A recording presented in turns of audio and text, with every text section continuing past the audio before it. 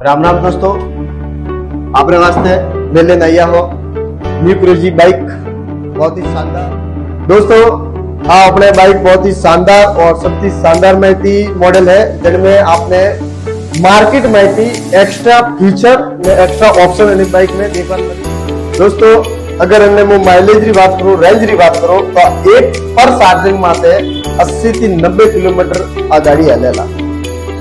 Plus आपने इनमें double चाबी और डबल रिमोट कंट्रोल की सुविधा मिलेला।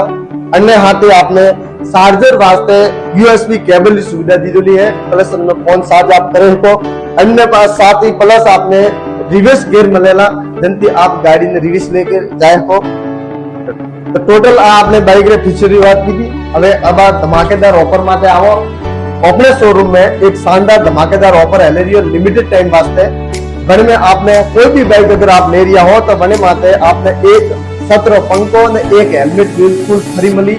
हाँ सही हो गया, आप आयु है कि एक हेलमेट ने एक 17 पंखो बिल्कुल हर एक बाइक माते आपने फ्री मिली। दशहरा तक वो ऑफर सीमित है।